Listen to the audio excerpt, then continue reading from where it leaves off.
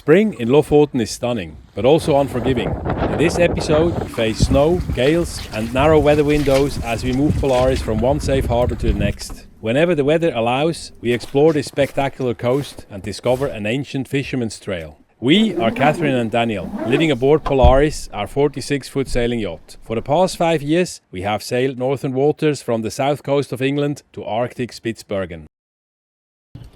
We are in the last days of April, far up north on the Lofoten, and this morning we woke up with a snow-covered pontoon in Nusfjord, one of Lofoten's best preserved fishing villages. The forecast promises a calm day today, but for the coming days we will need to seek shelter in the protected harbour of Ballstad. We really need to be there by the end of the day, but before leaving Nusfjord we want to take you on an ancient fisherman's trail. We climb over wet ground, still covered by snow, cross streams, and sometimes we have difficulties to find the hidden path. Even now, at the end of April, in good boots and daylight, it is not simply a stroll along the coast. Und? Fun is different. It is lighter. Me. Away mark. I'm not sure if trusting them blindly is actually a good idea. Watching Catherine climbing ahead into this key section, seemingly fearless. In situations like this, I sometimes wish for a less adventurous wife. But now it's my turn, and I am not looking forward to it. Trauenswürdig.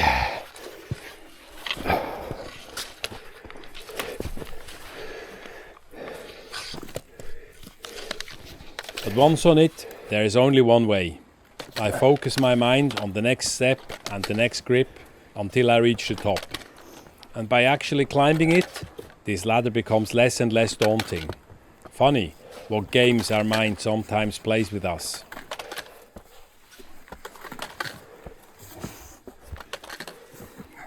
Maybe being pushed over the edge by Catherine sometimes is not so bad after all. This Fiskesti was never built for hikers like us. It was a working path along a rough coastline used by generations of people who needed to move between two small fishing communities. It was used because there were few alternatives. Roads did not yet bind these communities together. They only came in the second half of the last century. Before, boats were vital. Long before roads, the sea was the main road. And boats carried fish, people, goods and news. But boats depended on weather, sea state, visibility and landing places. A rough footpath over land could be a safer, faster or simply the only possibility when the sea was not. Today, as for many generations before, each winter and spring, mainly from February to April, fishermen came to Lofoten for the great cod season. Historical descriptions of Nusfjord state that the footpath to Østre Nesland was mainly used during this part of the year. Imagine, in winter, with wind, rain, ice, darkness, fishing gear and without today's modern hiking equipment, this journey must have been yet on a very different level. So as we walk here today, the difficulty of the trail is part of its history. The rocks, mud, climbs, ladder and exposed coastal terrain are not obstacles added for adventure. They are reminders of what movement once meant in Lofoten. To go from one village to the next could mean effort, risk and patience. Finally, after 2.5 hours, we reach Østre Nesland and have a short snack on the old boat slip facility from the 1880s. What once would have been a buzzing fishing village at this time of the year has changed into a quiet and sleepy holiday place. Dear Norwegians, this trail is officially labelled as easy to moderate. If this is easy to moderate, what does demanding or difficult look like here? But that's just me, the Swiss guy, asking. Today it seemed that Catherine was more determined than usual to reach the destination of the hike, and she used quite some tricks to coerce me there. First it was, We can always return if it gets too difficult. Then, oh come on, after 2 hours we'll return right back. And as this limit was reached, look, only another 15 minutes to Östern-Estland, which then in fact turned into another 30 minutes. Perhaps this is because so far this season she had to call off every hike due to the snow conditions. But I had the weather forecast as a dangling sword in my mind. We needed to leave for Ballstad soon.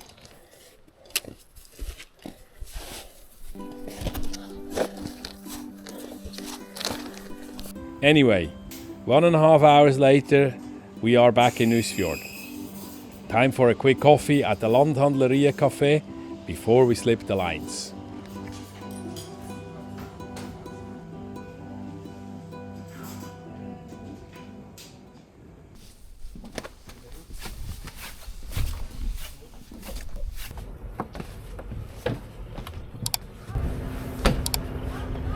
Bist du frei?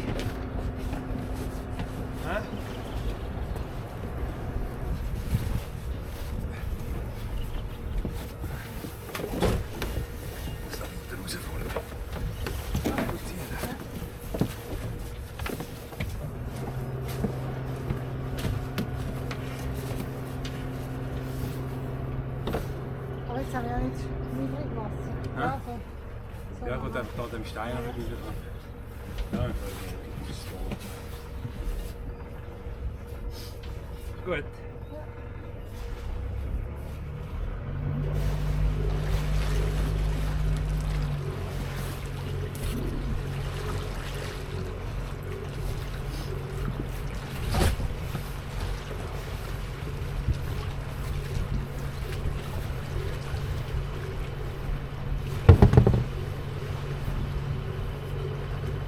As we leave Nusfjord, the weather is still fine and calm with hardly any wind.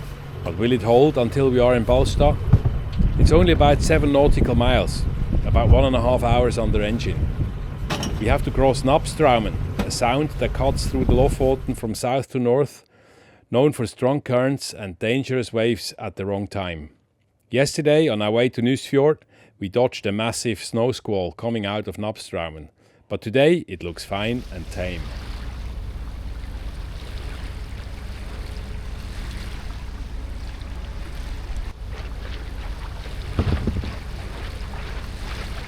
Arriving in Ballstad, we make our way through the well-marked shallow patches to Ballstadøya Marina at the end of this vast natural harbour, which has been used by fishermen for hundreds of years as a safe haven. The main cod fishing season is about to end, and the season's catch is drying on wooden racks, slowly becoming what is known as turfisk, stockfish, dried in the cold spring air, and now and then we get a whiff in our noses. We can smell the drying fish before we can spot it. For more than 1,000 years, dried cod has connected northern Norway with the wider world. The story goes back to the Viking Age, when cod from Lofoten and northern Norway would be preserved by drying it in the cold coastal air.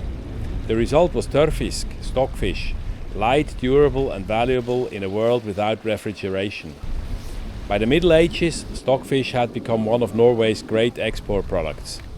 Fishermen brought it south to Bergen, where merchants shipped it on to Germany, England and southern Europe. In Catholic Europe, where fish was eaten on fasting days, Norwegian stockfish found a ready market. Our friends Tina and Elliot, who also kept their boat in Finnsnes last winter, had recommended Ballstad to us, and they are already here to take our lines. We enjoy a warm reunion after we both were on separate trips in the area since we left Finnsnes.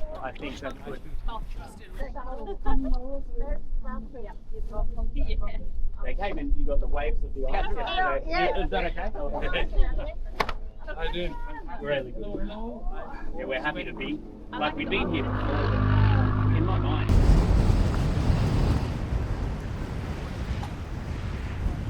The weather forecast for the next couple of days remains unchanged, and we expect strong gale-force winds from southwest exceeding 40 knots to hit us during that period with rain and snowfalls. As a preparation for the bad weather, we turned Polaris around to align her bow better with the expected high winds. Looking at the high and steep mountains to the west of the harbour, I wonder how bad the wind gusts might become. We'll see.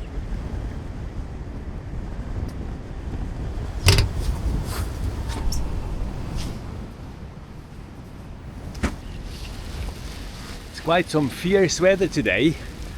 About an hour ago we had sunshine. Now it's snowing.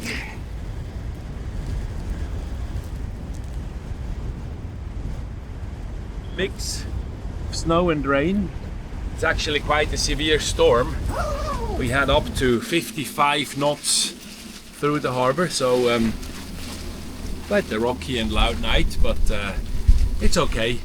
The wind is coming straight on the bow, so the boat is not actually suffering too much in this, but it's crazy how quickly that goes. And now the wind has almost completely died now with this snow squall, but should maybe take up again. I don't know.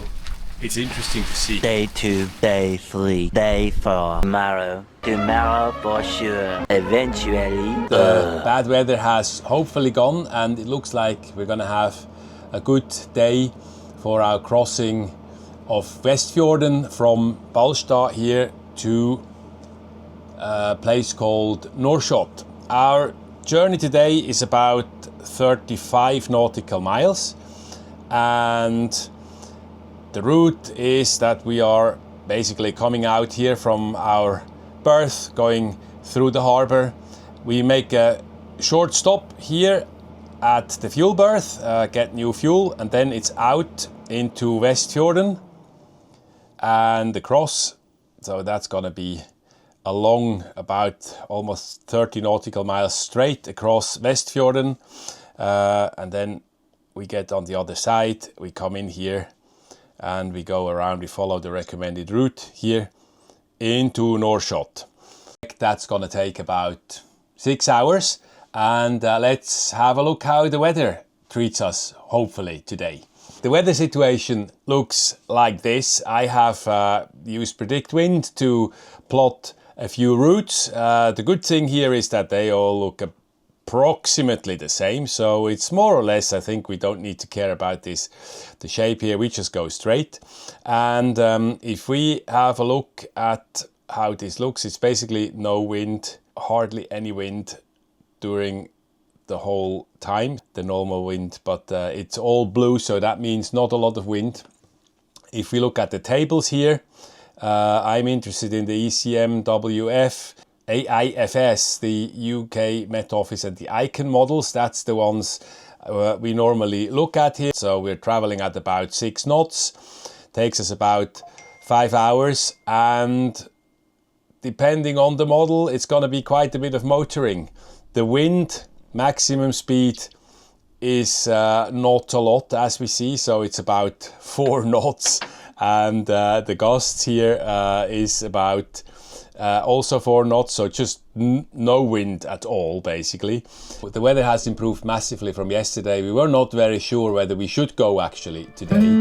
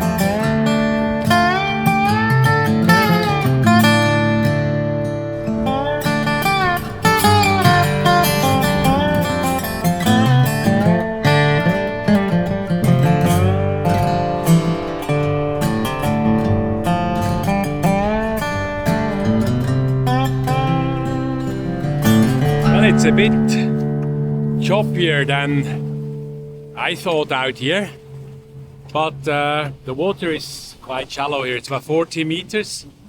And I think that's why the waves are building up. I think in maybe half a mile or so, we're getting into the deeper waters of Vestfjorden.